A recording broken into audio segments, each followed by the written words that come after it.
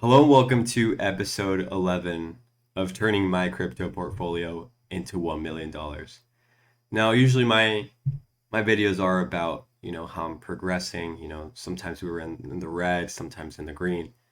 But today, we're having huge amounts of loss, In the past 2 days, I've lost 50% of my portfolio and, it sucks. I'm not gonna lie, it sucks. It's difficult to comprehend, to actually process this. And, you know, no one ever said the road to a million was going to be easy, and I never expected it to be. But, you know, there's no there's not enough mental preparation for a loss like this.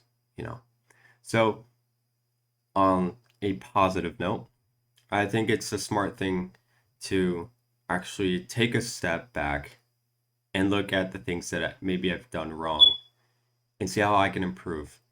Because I'm going to persevere, I'm going to keep trying, and one day I'm going to look back and I'm going to be proud on how I turned my crypto portfolio into $1 million. So let's go ahead and talk about the things that I've done wrong. Let's talk about my mistakes. Well, here's a very basic newbie mistake. I guess I just didn't read enough white papers. I didn't read enough roadmaps. I didn't get into news enough.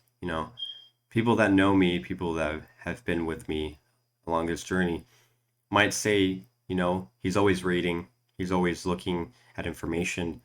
But sometimes I guess the information that I was looking at wasn't enough. Sometimes you have to go far and beyond and really try to understand projects and not just listen to people saying these projects are amazing, but really, really experiment these projects for yourself, test them out, and see what they're doing. You know, a lot of these projects have Discords, they have, Telegram. So it might be a very smart idea to actually engage with the community, not just, news, but actually engage and see what's going on. Moving on, buying dips too early. I've always heard that, buy when it's red, buy when it's red. But that's not really true. You shouldn't buy just when it's red. You should buy when everything gets boring. Buy when things aren't moving. Buy when everything's just moving sideways. And you know what? Even smarter, buy when you're about to detect a breakout. When you see, you know, 50% levels, Fibonacci 50% levels being broken. When your weighted averages are crossing, and other indicators that show that there's going to be a bullish move. Stop thinking that buying in the red is going to get you somewhere. That's completely BS. I bought into super early, like in dips, like this November dip. I bought super early and I took around a 1.5 to 2K loss just because I got greedy and I wanted to, get some sales on the coins that I was holding. But that's not the case. I bought too early and I lost even more money. And sometimes you just got to be patient. You got to trust your gut and you just got to stick to the plan. And that's the next one, sticking to the plan. I found myself with a pretty good plan. I knew how I was going to take profit and I knew the price targets that I wanted. You know, I saw a lot of coins going, I saw a lot of coins dumping and I knew that I was going to get the target prices that I wanted. But I just let a lot of news saying Bitcoin was going up. That's another thing.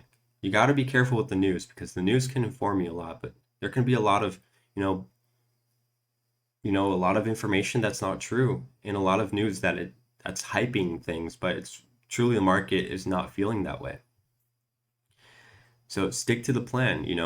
If you feel that, your coin is going to hit the Fibonacci, the 50% level, and you want to buy at the 50% level, then wait.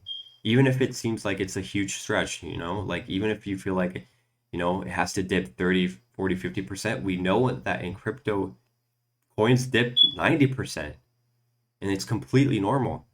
So it's not too insane to think it's going to dip 30, 40, 50%. It's possible. So stick to the plan. And that's something I didn't do. I didn't stick to my plans. Moving on, not factoring in tokens' current performance. I'll mention one example. Cardano has been very underwhelming.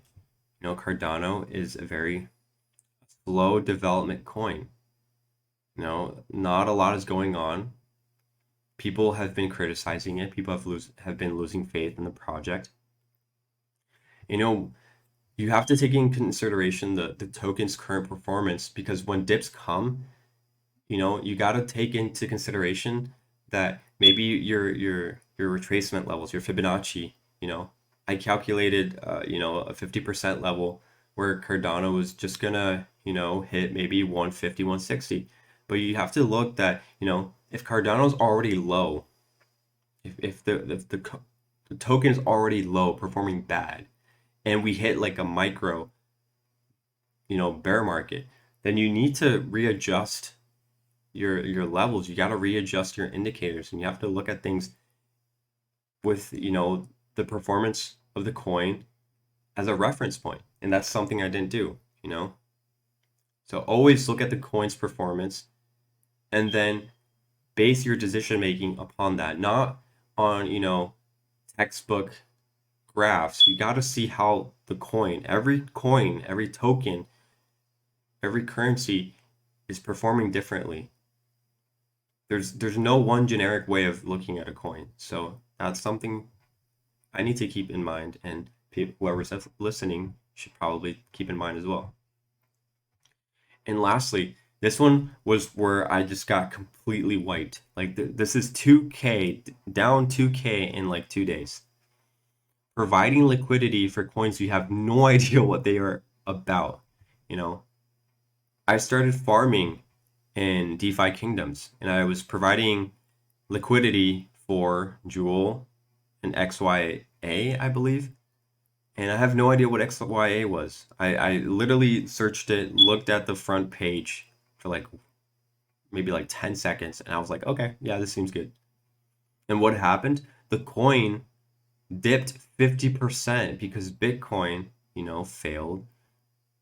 Bitcoin just went back to 47, 48K, and fear hit the market, and the coin dipped 50%, and there went by itself like 1K in one day.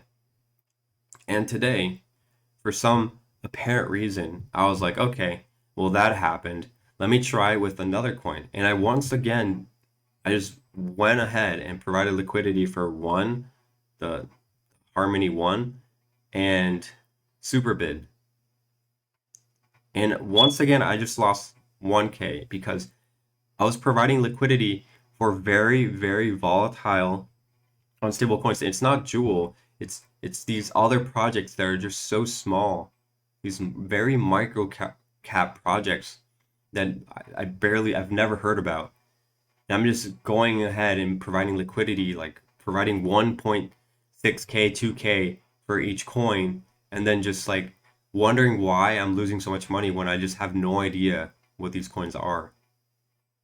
So stay away from that. Decentralized finance can be very dangerous. This whole game can be very dangerous.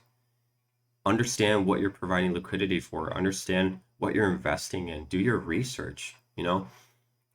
Something that I did, maybe hopefully it'll help me out. I stopped providing liquidity for these random pools, and I started like providing liquidity for maybe one Jewel. So like Harmony 1, it's the token, the native token for the Harmony network. So maybe that's something that's performing well. I really like the Harmony network. The transaction fees are low. The network is extremely quick. The transactions are extremely quick. I love it. And then Jewel, DeFi Kingdoms is awesome. Like it's an amazing, amazing platform. providing liquidity. You have your decentralized exchange, you have your NFTs, like it has everything, and it's really, really engaging, it's really intuitive, and it's fun. So do what you like, do what you love, invest in what you believe in, and don't just invest for investing's sake, because you're going to lose a lot of money. So that's basically it, guys. Thank you so much. I really hope this helps someone, getting into this space. I'm fortunate enough that the money I've lost, I wasn't counting on that money. I'm not depending on that money for rent, for food, or for anything. It's money that I could lose, and I was okay losing. But a lot of people in this space are trying to make money, and they depend on this. So don't make the mistakes I'm making. Learn from this, and we can learn together. Let's start making better decisions. All right, guys, take care.